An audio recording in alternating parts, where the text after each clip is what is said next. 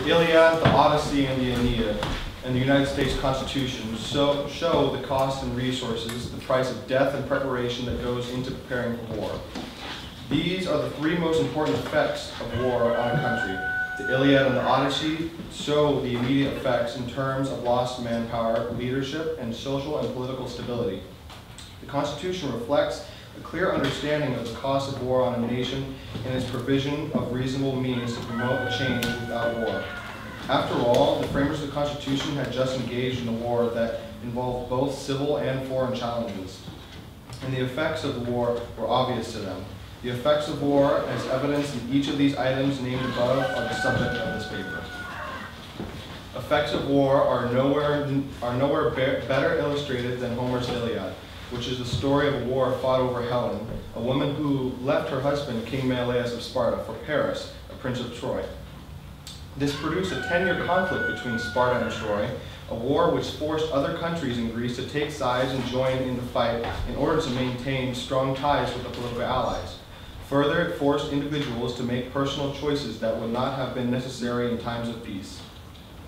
Like deciding where their loyalties lay, even within their own armies. For instance, Achilles refused to fight because King Agamemnon, an ally, dishonored him by taking Barcias. Achilles, who was in love with her, had already claimed her as his own prize of war. Because of Achilles' withdrawal from fighting, the Achaeans' morale plummeted. They knew the loss of their warrior, Achilles, would cost them dearly on the field of battle. His men refused to join in subsequent battles without Achilles. Only after the death of Achilles' friend Patroclus, who died fighting in his stead in his armor, did Achilles agree to return to the battlefield, and then only after Agamemnon admitted that he had wronged Achilles. This brought Achilles' men back into the action as well, and the war began to turn in the favor of the Spartans. War forces hard choices, and it demands focus and consistent leadership to maintain troop morale. Among others drawn into the conflict was Ithaca, led by Odysseus, whose lengthy, adventurous return home after the war is recorded in the Odyssey. Homer's account of what happened in Ithaca during Odysseus' years away from home provides a clear evidence of problems that a leader's absence promotes. For one thing, other less qualified men may take advantage of social and political vacancies to gain positions for which they are unworthy. War also robs a country of many of its young men, leaders of the future and fathers of the next generation, and leaves women heads of households that may be otherwise secured by a dominant, responsible man. In the case of Odysseus, unqualified and self-serving suitors courted his wife, hoping to gain his throne through marriage to her. They disrespected Penelope and her son Telemachus. Odysseus' heir essentially took over his home by settling there and refusing to leave until Penelope agreed to marry one of them. They ate from Odysseus' table and slept in his halls. The character of his kingdom was diminished in the absence of a strong leader to set a positive tone to promote responsible conduct. A prolonged war may weaken the fabric of society by removing fathers from their household, as it did in Odysseus' kingdom. In the modern era, the Bill of Rights could not address every conflict to the satisfaction of all and avoid war, but the subsequent return to a United States of America, permanent since 1865, shows the ability of our constitutional government to succeed in the long term. If the framers of the Constitution had not aimed at creating a strong sense of national identity and had instead settled for an agreement among independent states merely to ally themselves against common enemies, it is likely that those states would eventually have found themselves in conflicts similar to the European wars for territory and power. The authors of the Federalist Papers anticipated and addressed the issue. The proposed Constitution, so far from implying an abolition of the state governments, makes them the constituent parts of the national sovereignty, by allowing them a direct representation in the Senate and leaves in their possession certain exclusive and very important portions of sovereign power. This fully corresponds in every rational import of the terms with the idea of a federal government. The country where the war is actually fought suffers different consequences from those who send their armies abroad to fight. And all of the soldiers who are directly engaged in conflict, of course, are risking more than those who stay at home. In the case of Troy, the Trojan horse opened the gates to the attacking army and led to the destruction of Troy and many of its people. The Trojan people were doomed primarily because of the death of Prince Hector, son of Priam. Hector's wife, Andromache, full of sorrow, led in a song saying, "Oh, my husband, cut off from life so young, you leave me a widow lost in the royal halls. And the boy only a baby, the son we bore together, you and I so doomed, I cannot think he will ever come to manhood. Long before that, the city will be sacked and plundered top to bottom." However, the cost of the war is not limited to the losing side. Odysseus, Nestor, Agamemnon, Diomedes, and Ajax, all victorious leaders of their countries that had fought in the Trojan War, lost many good men to the fight, and there are also instances of changing loyalties based on incidents during and in the aftermath of the battles. For example, Achilles and Agamemnon's obsession with their vengeance is shown in fact that each is willing to put an army at risk because of their arguments over spoils of war and accusations of disrespect. Their personal conflict changed some of the outcomes of the Trojan War and weakened morale throughout the Achaean camp. Because of this, Achilles lost his best friend. The Achaean army was sent into a tailspin until Achilles returned, and it was revealed how important Achilles' honor and glory were to him. When Hector says, "Not for all his power could Achilles save you now, and he must have filled your ears with orders as you went, marching out, and the heroes stayed behind. Now don't come back to the hollow ships, you hear, Patroclus, master horseman, not till you've slashed the shirt around his chest and soaked it in the man-killing blood of Hector." The point is that Achilles put his friend at risk rather than himself.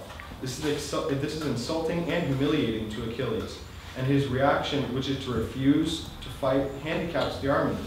The impact of Prince Hector killing Patroclus can be seen in the Iliad. Hector waiting, watching, the great heart of Patroclus trying to stagger free, seeing him wounded there, but the sharp bronze came rushing into him right across the lines and rammed his spear shaft home, stabbing deep into the bowels, and the brazen point went jutting out straight through Patroclus' back. Down he crashed, horror gripped the Achaean armies. Achilles' pride blinded him to the more important issues of the war, concerning the army and himself. It was because of this that he lost his best friend, and his comrades lost a valiant warrior. The self-centeredness of Agamemnon and Achilles and the vengefulness cited above are costly to the Spartan cause. War may exaggerate personal as well as national weakness and put men in circumstances that may show the elements of their character that might otherwise go unnoticed. While the greatest loss of property and the burden of rebuilding is suffered by the battleground country, all others engaged of war suffer losses as well. Details of the United States Constitution reflect the fact that the Founding Fathers wanted to establish a system of government which would provide a social and political change without the necessity of war. They had just fought a bloody revolution, and Americans had paid dearly, both in life and property, to gain basic rights from an oppressive and unoppressive English King George III. Taxation without representation. Give me liberty or give me death, and I regret that I have only but one life to give for my country, are among the famous remarks by James Madison, John Jay, Benjamin Franklin, and Alexander Hamilton, who had decided to put everything on the line to be able to live as free men. So it is that the First and Second Amendment addresses two of the colonist majors' complaints against the British lack of representation in Parliament, and failure to allow self-governance, including self-defense by colonists whose circumstances were very differently from those of the British and England.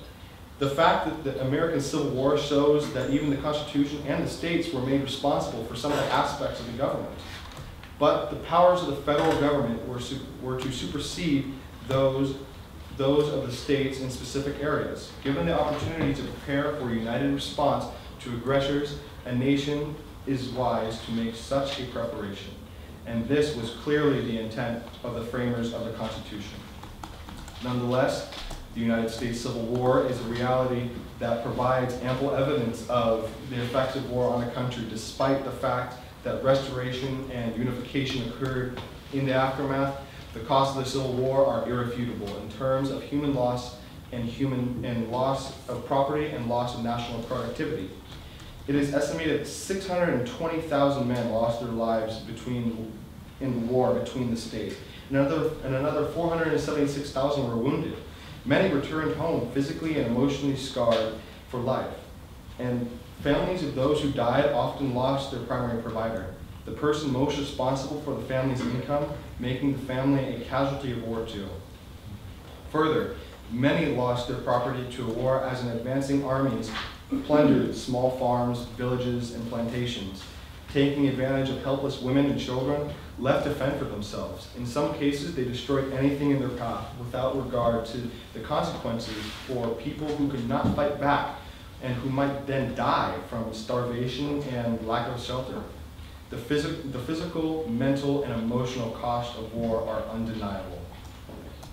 Bitterness in the wake of a war is neither new nor unexpected, given the awfulness of such conflict, and it is an obvious obstacle to the conciliation between the countries involved. In Homer's world of the Iliad and the Odyssey, a costly bitterness exists between Hector and Achilles, enemies of war because Hector, Paris' brother, killed Patroclus, Achilles' best friend. Because of that hate driven by Patroclus' death, Achilles was determined to kill Hector, and he did. Gloating over his triumph, he dragged Hector's body around the battlefield every day for 9 days, an open demonstration of disrespect and disregard for Hector's family. In response, Polyxena, Hector's youngest sister, conspired with Paris to lure Achilles to the temple to make a sacrifice so that Paris could ambush Achilles. He wounded Achilles in the heel, his one physical weak spot, and Achilles died as a result. A consequence of his death is a conflict between Odysseus and Ajax, as to which of them is entitled to Achilles' belongings. And Ajax became so distraught that he committed suicide. So the Achaean army had lost 2 of its best men because of the bitterness caused by one. Having fought the enemy and watched one's comrades fall at his hand could not fail to create lasting prejudices. Among the innocent victims of war are children, caught in the conflict as collateral damage. They are often ignored or cast aside because they have little or nothing to contribute to the battle, or because their experience as children of war may make them dangerous adversaries in the future. A prime example would be Prince Hector's son, Astyanax, who was cast off the walls of Troy during the sacking of the great city. He was killed because his father's enemies feared that young Astyanax would one day grow up and seek revenge on the Achaeans. The fact that war inevitably makes widows and orphans is another of its serious effects. Strong, wise leadership is essential to achieve victory in war, and men who lead armies to victory are often given leadership roles in peacetime because of their wartime successes. Consider the case of George Washington, whose role in the Revolution made him a highly revered leader. People trusted him, having seen the evidence of his commitment to his men and his country, and his ability to organize and persuade. The title Father of his Country is shared with no one, and his leadership through the United States' early years supports the label. Washington's stature and excellence were brought out by his effectiveness in battle. This is another example of the effects that war can have on a singular person.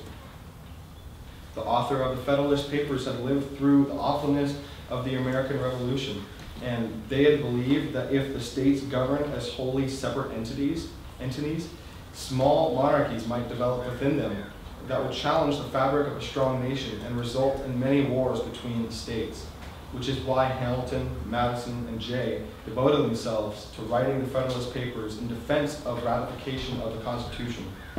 The experience of war made them very sensitive to the need to avoid any repetition of war, particularly on their home soil. It is too true, however disgraceful it may be to human nature, that nations in general will make war whenever they have a prospect of getting anything by it.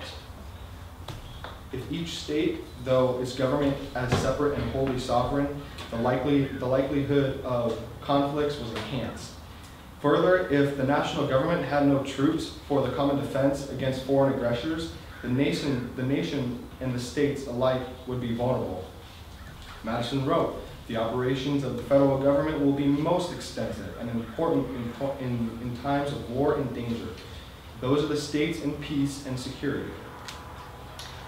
For the federal government to protect and defend the nation, there had to be a military at the ready in case of an attack or threat of an attack. So, the Constitution provides that, a well-regulated militia being necessary to the security for a free state. The right of the people to keep and bear arms shall not be infringed. The authors of the Federalist Papers recognized the importance of preparing for national defense in advance of any threat. In doing so, their hopes were to avoid war and the effects of war. When the Constitution addresses the issue of war, specifically in Article 2, Section 2, it again reflects the experience of the colonists in resisting the British. Washington emerged as leader of the colonial army and was able to inspire his men to fight against the common enemy, even in terrible circumstances. The idea that some authority must be responsible for the declaration and direction of the war and in military may have grown out of allegiance to leadership, specifically that of Washington, that led to a victory of an upstart nation over one of the most powerful armies in the world. This is an example of how even though a country may be outnumbered and almost outdone in every physical aspect of war, there can still be effects that swing the tide of war and how the underestimated can overcome the favorite.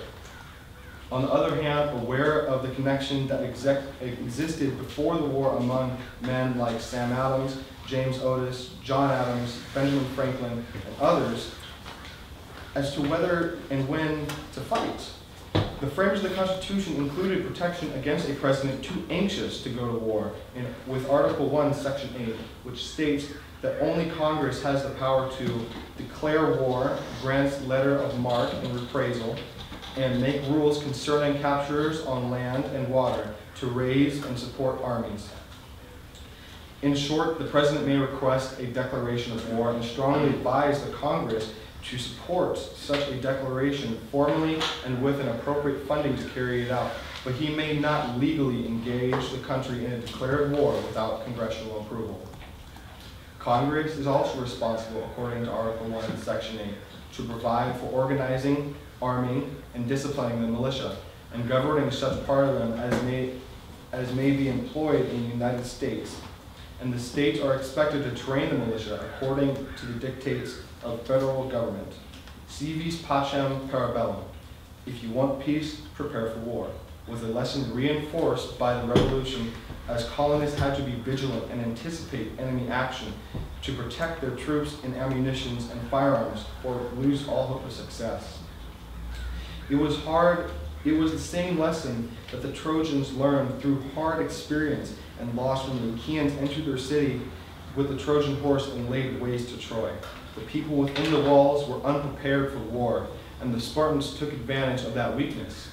A 12-day ceasefire agreed upon Achilles and Priam further added to their peril, as it provided time for the Achaeans to build the infamous horse. A wiser course of Troy would have been to use the temporary truce to bolster the city's defenses. But it was clear that the Trojans were not ready for the effects of war. Deception that characterized war understandably produced lingering distrust between the parties to the conflict. The Trojan loss was enhanced by their willingness to trust a cunning enemy to honor a ceasefire, which they did, but only so that they could prepare for a more brutally deceptive offense. Even today, the remark, "Beware of Greeks bearing gifts," reminds of the Trojans' misplaced trust. Again, the preparation for the effects of war is paramount to a country's outcome in war. People who live through a war may suffer many consequences well beyond the war's end.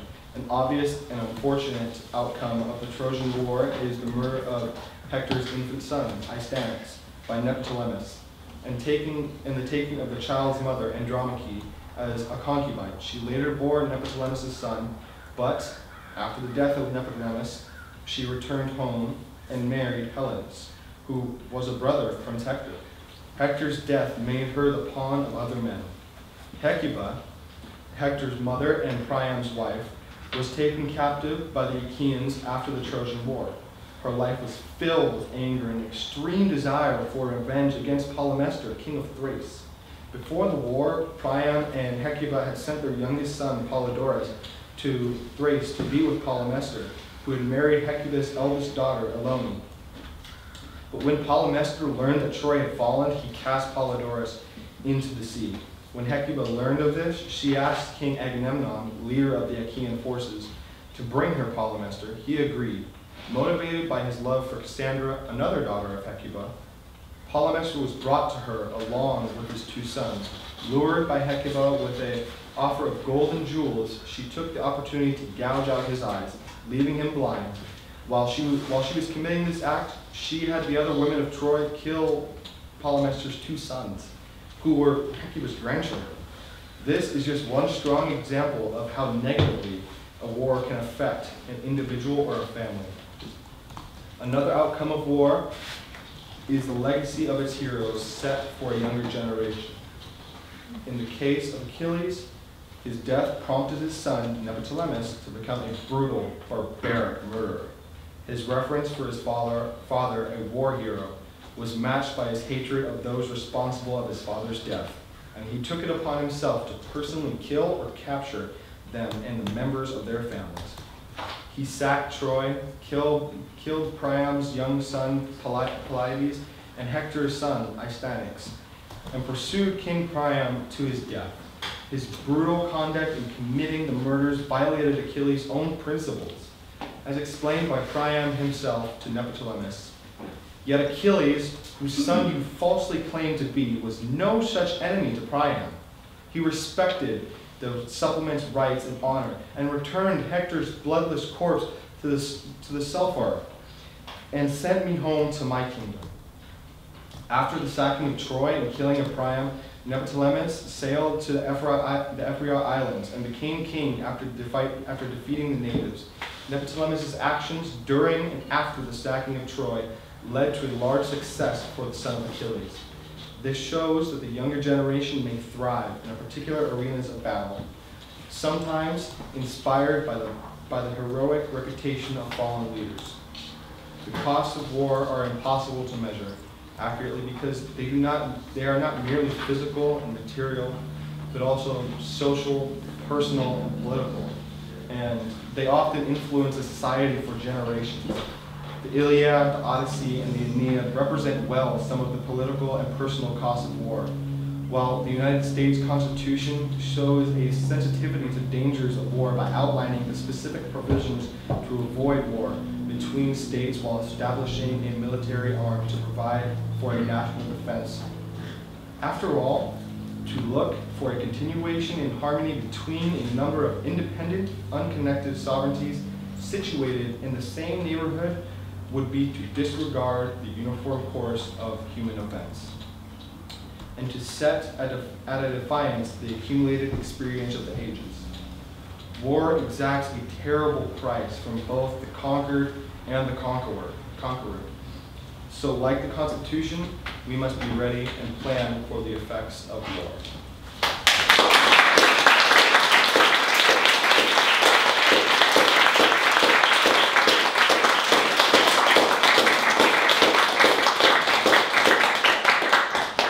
Thank you very much, Mr. Pruitt.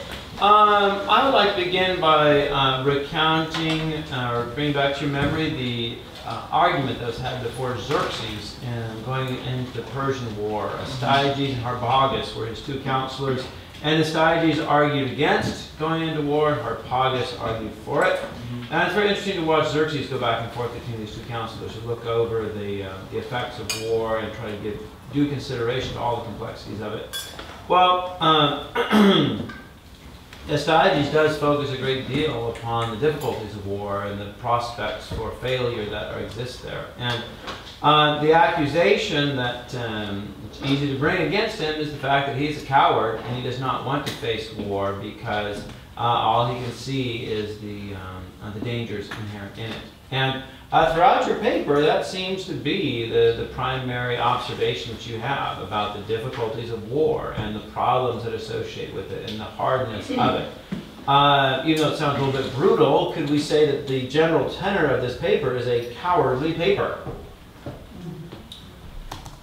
I'd like to think of it as no, because while war I do not fear, I fear to a sense. I'm not afraid to go serve my country, but I am afraid of dying and, killing other men. But no, I would not call this a cowardly paper. War is, there's no way to make it seem good. If like the Achaeans, you're on the winning side, you get all the gold, you get to conquer, Troy, but what's the cost? You end up killing hundreds of thousands of people. So those hundreds of thousands of people are going to take a Christian, if Homer was to take a Christian look at this, Achilles sent, possibly thousands of men to hell, just because he killed them, So I don't think that this is a cowardly paper, but I do think that this paper is basically looking at war and saying that war is a terrible thing, and there's no real good way to turn and look at war as a good, profitable thing in the end. Mm-hmm. Well, but though, given man's nature, which oftentimes is very cowardly, it's very difficult to face the tragedy that war can be. By putting so much focus on the difficulty of war, if you were to be a leader and be in a situation where your nation was facing war, and you were to bring up all the instances like this, most people would be scared out of their pants. Mm-hmm. And so isn't this much focus on the difficulties of war actually not very wise? That we ought to try to put aside the ugly part of war, and we have to face its necessity so often. Think more kindly thoughts about it. Can you repeat your question? Yeah, it was long. I was just thinking about, what if you were president of the United States and you're getting ready to lead your nation to war, and you bring up all the, this instance of the story around Paul and Mester. Mm-hmm. And what an awful story. Just the brutality of war is really made manifest in that story. People killing off their own kin and this sort of thing.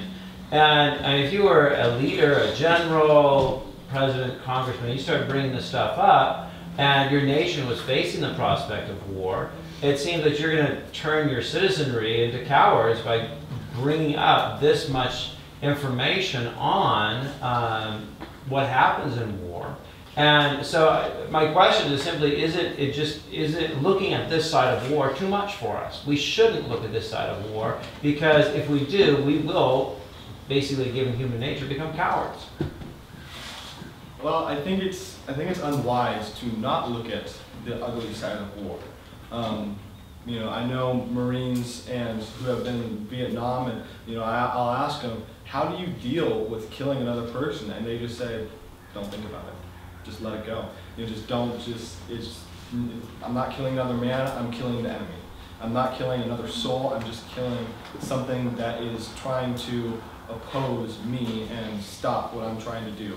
So I do think that to a certain point we should not dive in completely and just focus on the negative, because that would make us cowards, because that would turn us into, as America, that would turn us into a fearful nation, and wait for everybody to attack us until maybe not even attack at all.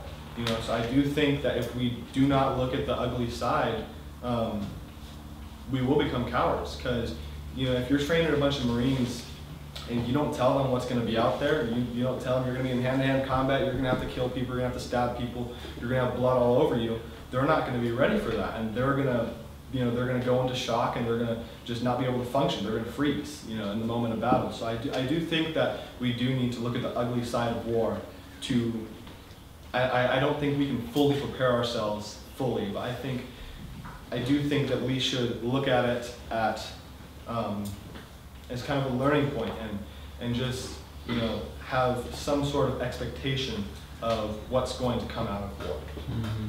All right. Yeah, I had a very interesting conversation one time with our local assemblyman, and I was asking him, who do you think would make the best politician?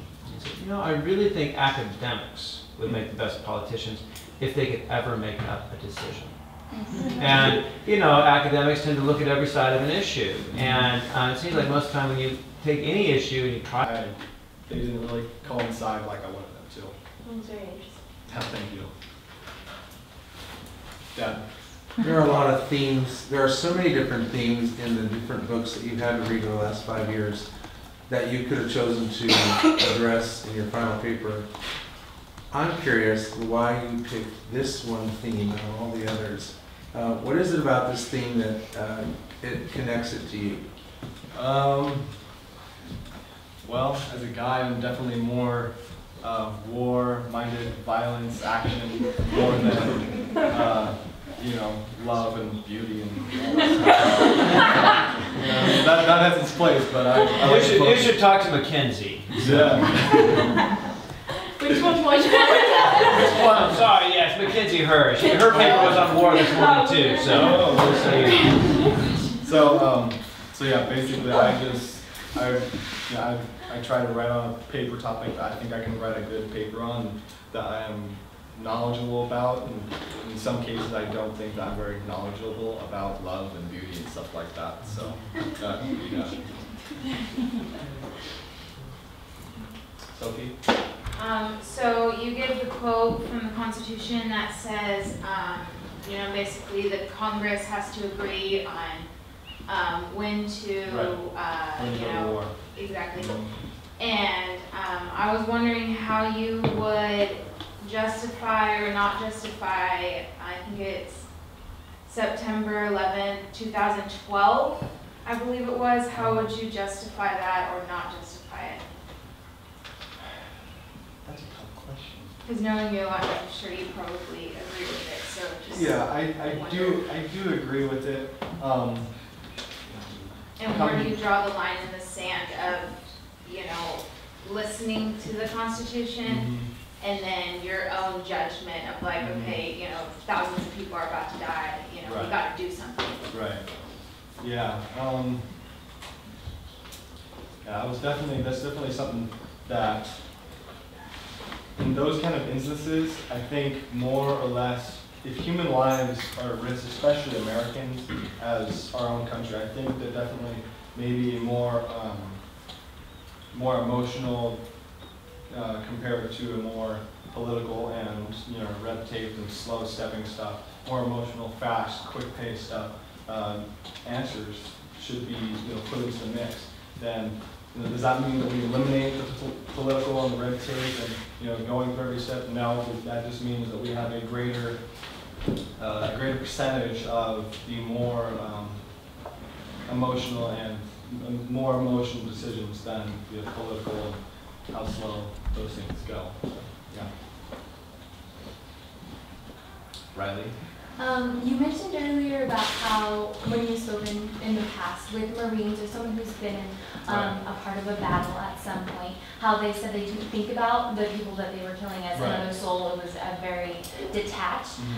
So if you were to truly examine the effects of war and you were to say, I am killing another soul, another human, that's basically taking the role of God upon yourself, deciding when to end their life or not.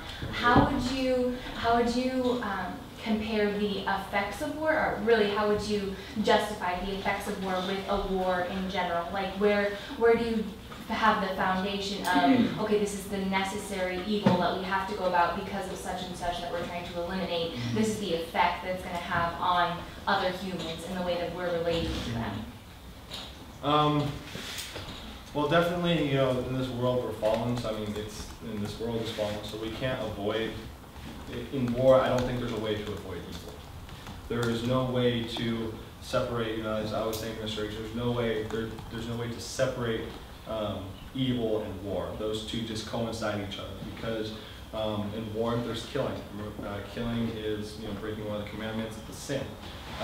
You know, that's something that, you're right, I do agree with you. That's kind of like if we were to think about, if I was in the Marines and I was killing, you know, ISIS members, whatever, if I thought about, I just took another man's soul, you know, that would be kind of, you know, playing the role of God, even though that's not, even though I'm nowhere near that, but but that is something that,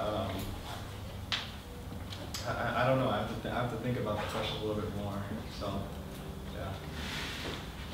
Olivia? Okay, the effects, you talked a lot about like the negative effects of war on paper. What would you say, because I know this is not, it's not a pacifistic paper, you definitely believe that there are times when war should be Necessary. Yeah, necessary. So what would be any good effects of war? I mean, you have effects as in heroes, like you talked about Achilles and a lot of, from Homer's, they had legacies that they built, they became heroes because of things they did, but war itself, or fighting itself, what are any good effects of that, outcomes? I think the good effects of war, we really have to, you know, the good effects of war is putting a wall between the evil and the good and just saying, no, the evil's not there, you know. But the good effects of war, I would say, would be in a worldly sense, not a Christian sense, because in the Christian sense, you know, I may gain pride from, you know, war or something like that, and that isn't the right thing necessarily in a Christian world. But an example would be Ulysses S. Grant, you know, him becoming president because of his attributes during the Civil War, and George Washington and Dwight D. Eisenhower. You know, those guys, they gained personally for them in the worldly and on this world, they gained fame, they gained money, you know, they gained these good things of war because of their actions. But other than personal gain, I would say, I don't know, in this day and age, war, we don't necessarily bring in mountains of gold anymore that really help our debt or anything like that. I mean, I'm sure there are profitable ways from war as in currency, but nowhere near like the 1600s and the 1500s of England, where they were fighting France, and Elizabeth would, you know, they would bring back these mountains of gold, and you know, that is a nationwide, I'd say that's a good thing for those who are keeping hidden in the dark, you know, those citizens who stay at home and don't fight. You know, all they see is, oh, we lost a few men, but here, look, we got like all this money, so that's like a good thing. You know, so I think that if you're naive, you see the so-called good effects of war so much more than, you know, the citizen sees so much more good effects of war than the actual soldier does. You know, because the soldier doesn't get anything. He comes back with PTSD, and he, you know, can't sleep, and he ends up murdering his family because he thinks that they're a threat. You know, so it's, you know, it's a really thin line, but I think that the more naive you are, then I think maybe the better you think your gains are out of war.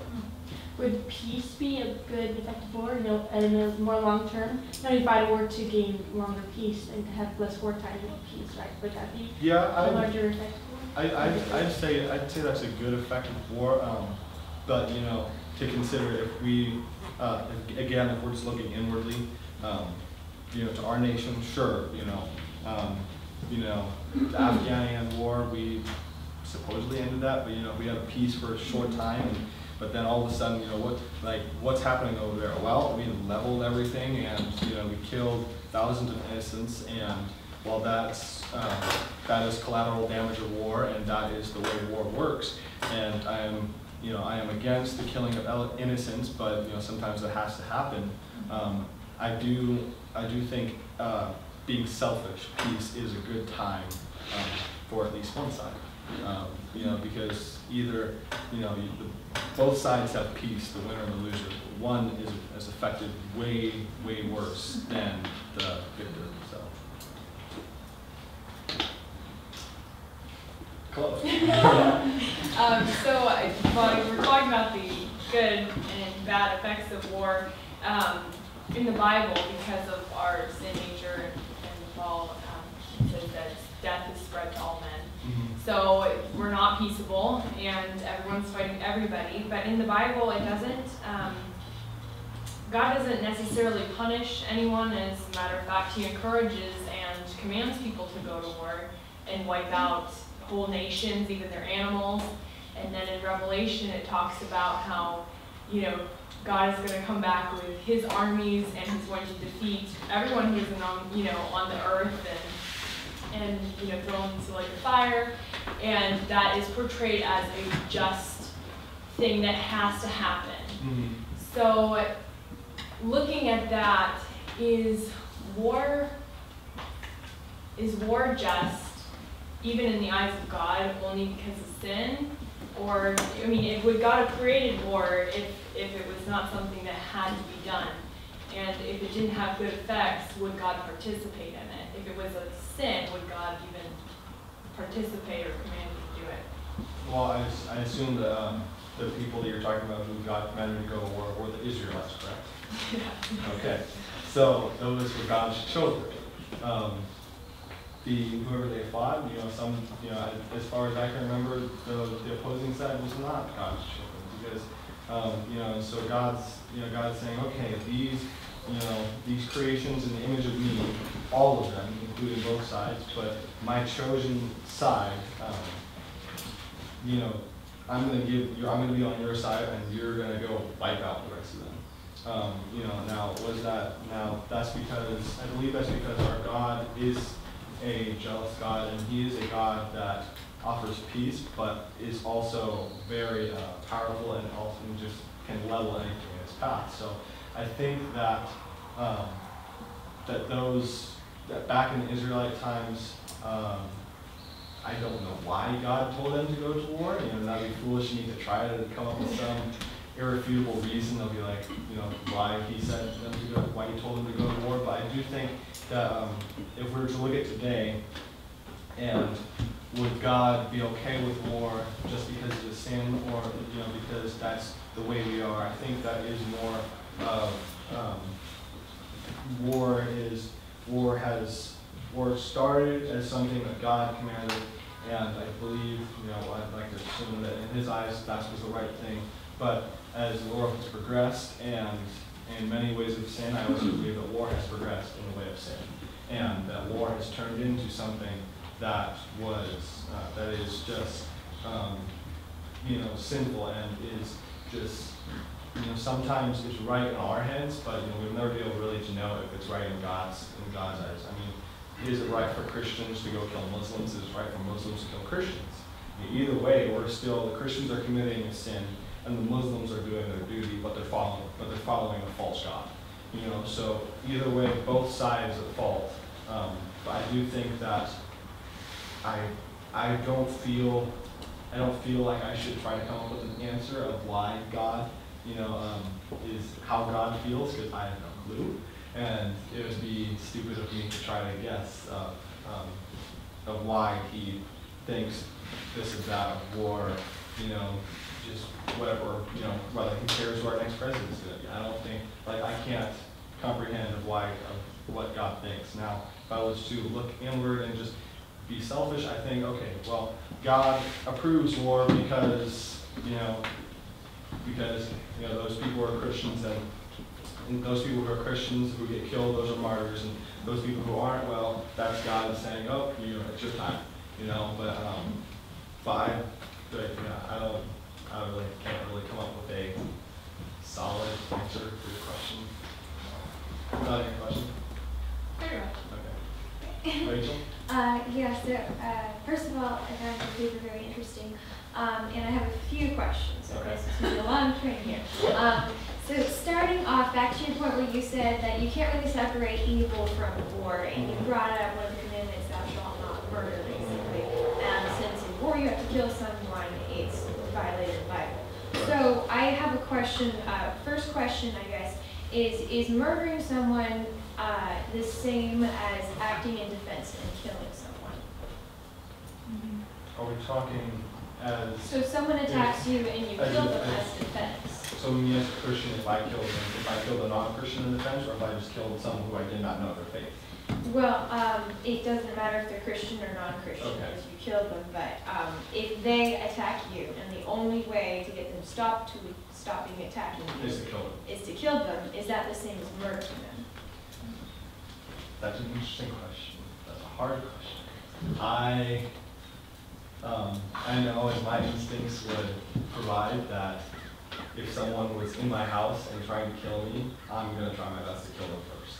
That's just is preservation of life. It's something that we can't comprehend right now, but as soon as that life-threatening comes into play, it snaps on, and we become more. I don't know if animalistic is the right word, but more predatory to them. And so, is killing someone in defense a same as murdering? If I was to, instead of defending myself, and if I went out and I don't know, just went and killed Nathan, just because I felt like it. He's just sitting there, and I just pull out a gun and shoot him right in the head. That's what I feel. I would feel. I think I would feel more. I would feel less justified, killing him than I did defending myself and my mom, my dad, my sister, my brother. I do, in the human mind, I do think that we think that defending someone is, defending yourself and killing someone in defense is lesser than murdering. But I don't know if that's the way that God thinks or anything like that. So it is or it is not? Sorry, I was trying to figure out what you're saying. Yeah, I'd say so. It is the same. Okay. It's a difficult question. Okay, so second question in the Bible, kind of going off what Chloe said, where God commanded the Israelites to protect themselves via murder, or via, war, because that was the only way to protect themselves. Right. Would God murder? No. So is that just not war, or is that just a weird case of war? Was God being schizophrenic and not doing what God was supposed to do, or? Well, again, I can't speak for God's mind. I don't, he does not sin. So I don't think so. If I was to come to that conclusion, he, in those instances, in those cases with the Israelites, he was justified in his decision making. That he saw that as good and right in his decision making to send the Israelites to war. And he did not do it wrong just because we know that God is without sin, and he never will sin, and he never has. Okay, and then last question.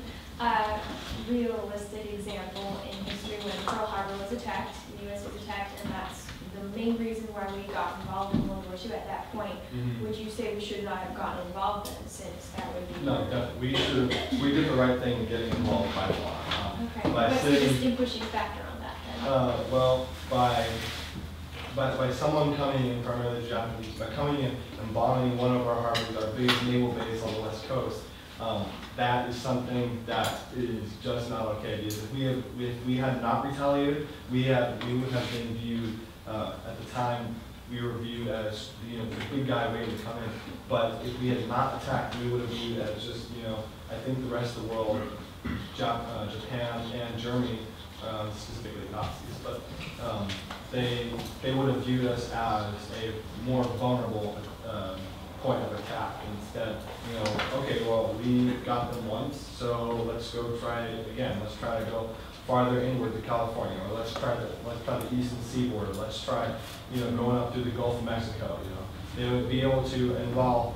There was plans to come through the Gulf of Mexico from the Nazis and the Mexicans, which never fully developed. But I do think that we did the absolutely right thing in going.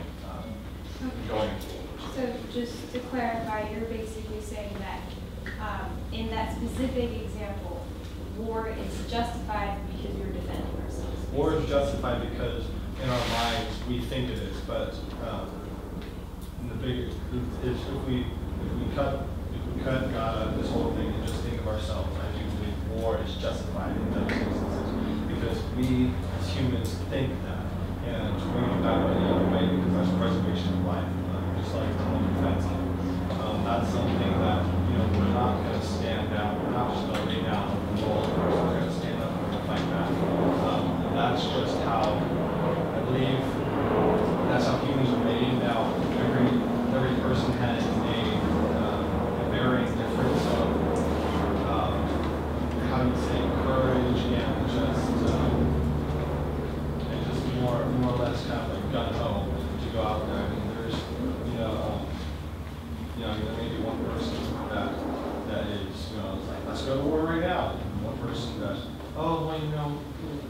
attacked us enough, and they haven't come with people, so, you know, we're just gonna wait a little longer, you know, until something big happens. Then we'll go.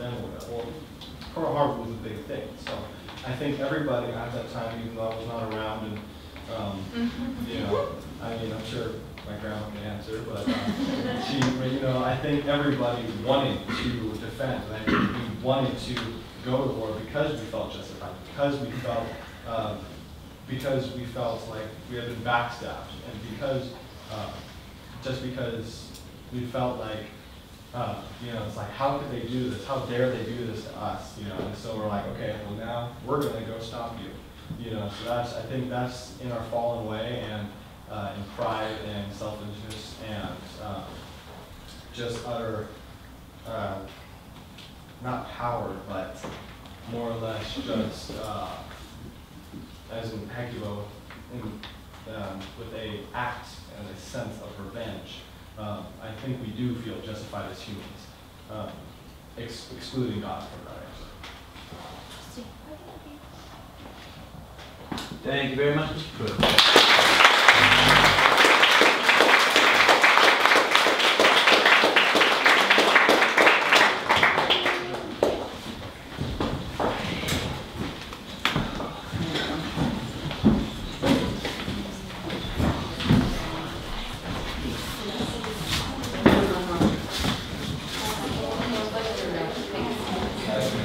All right, take a short break, and we'll come back to our next lecture.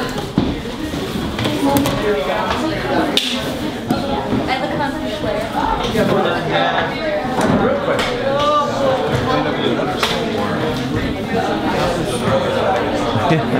We had that in my